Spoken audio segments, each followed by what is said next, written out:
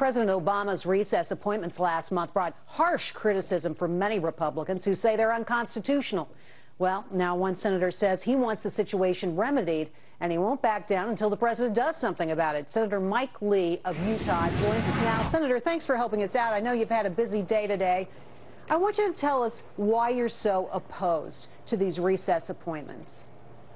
You know, this power doesn't belong to the president. He took power that's not his. It belongs to the people, and it's supposed to be exercised only through the people's elected representatives in the United States Senate. We can't just overlook this. This is a slippery slope, and there's a good reason why our founding fathers decided that we're not a government of one. And because of that, they put the power to confirm presidential appointees in the Senate. The president's interpretation of the recess appointments clause is dangerous in that it threatens to really undo this prerogative that puts this power in the United States Senate. Well, you know, your critics say that you're just opposed to the people he's appointing. Is that true? Well, no. My criticism here is over his exercise of the recess appointment power. Without regard to who he's appointed in this instance, I may have some concerns about the people or something else, but my immediate concern, the reason why I'm raising this concern now, has only to do with the manner in which he has unconstitutionally invoked the recess appointment clause. And this is a nonpartisan concern. I would be raising just as many concerns if this were a Republican president. Now, some of your critics are calling you out on that very point. They say this is, in fact, a political criticism, and I want to play a quote here and let you respond. This is Congressman William Lacey Clay. Yesterday, you were in the hearing with him. Here's what he had to say about your point of view. Let me say thank God for recess appointments. This president has pulled the wool off of what you're trying to do. We know you're trying to thwart any achievement by this administration for political purposes. You want to respond to that?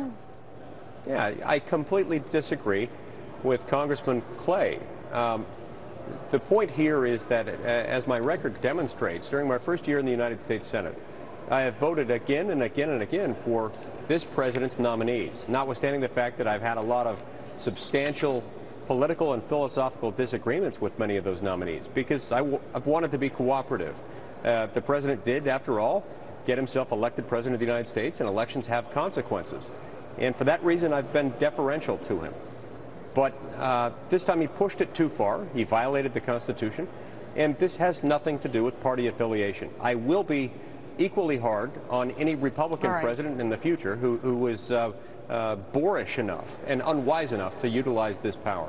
Well, Senator, I want to take you to another topic, because you do also sit on the Joint Economic Committee.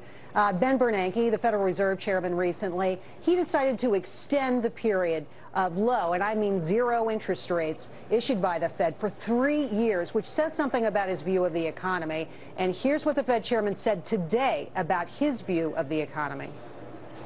Over the past 2.5 years, the U.S. economy has been gradually recovering from a deep recession.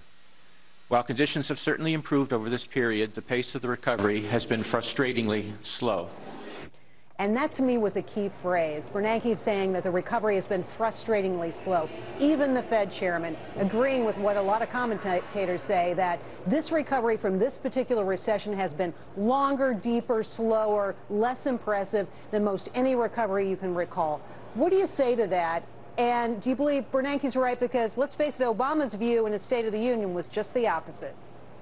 I do believe he's right, and I'm not surprised by his assessment, because as a lot of commentators have explained, and as I discussed in my book, The Freedom Agenda, once our debt-to-GDP ratio rises above 90%, and ours right now is over 100%, your economy starts to grow, it starts to slow. Your economic growth slows down substantially. And we are not only remaining in that danger zone of a debt-to-GDP ratio in excess of 100% now, but we're adding to that debt every single day. We're adding to it to the tune of $1 to $1.5 trillion a year. As long as we remain in that danger zone, and especially as we're adding to that debt in trillion-dollar increments, our economy is going to continue to be sluggish. And that's really what those numbers reflect at the end of the day. Senator Lee, thanks for coming on tonight. Loved having you here. You got to come back. Thank you. Thank you.